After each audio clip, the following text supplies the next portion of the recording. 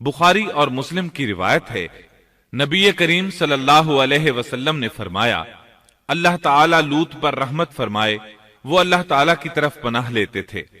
मुफस्सिरीन का कहना है कि लूत अलैहिस्सलाम के बाद अल्लाह ने जो नबी भेजा वो किसी ऊंचे खानदान और कबीले का चश्मो चराग होता था, जो उसकी हिफाजत करने के काबिल होता था। लूत अलैहिस्सलाम के साथ कोई मददगार नहीं था। एक दूसरे मकाम पर अल्लाह ताला फरमाते हैं, और शहर के लोग खुश होते हुए आए। लूत ने कहा, ये मेरे मेहमान हैं, मुझे रुस्वा न करो, अल्लाह से डरो और मुझे जलील न करो। उन्होंने कहा, क्या हमने तुझे जहान वालों के बारे में मना नहीं किया?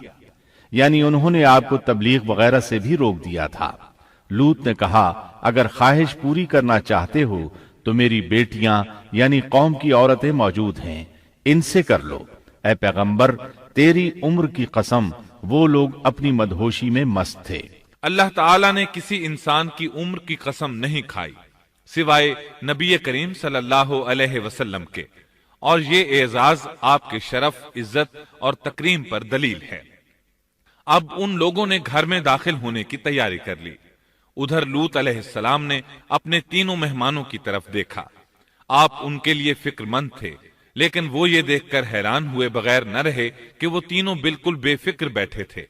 उस वक्त की कैफियत अल्लाह ताला ने कुरान मजीद में यूं बयान फरमाई है, तुम लोग तो कुछ अनजान से मालूम हो रहे हो।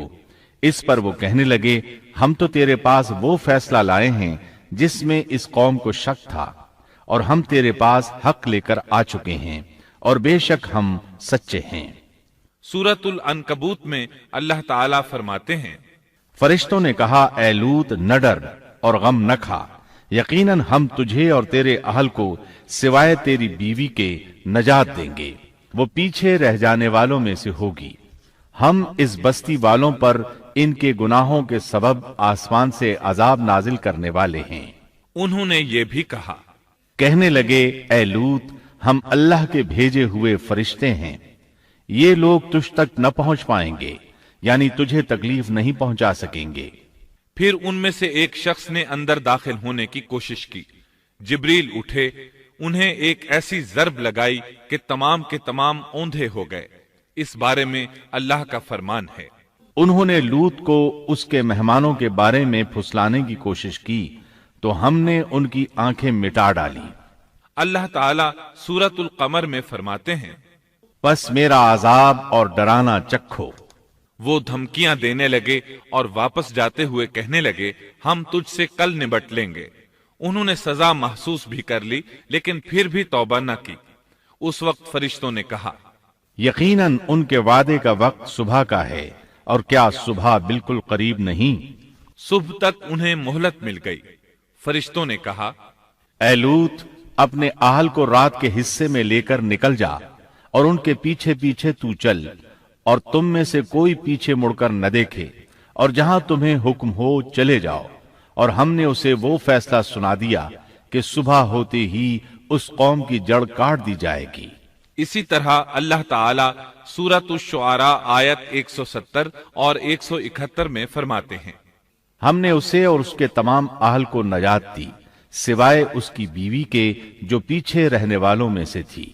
सूरतुल कमर में अल्लाह ताला फरमाते हैं, तमाम हलाक हो गए सिवाय लूत की आल के।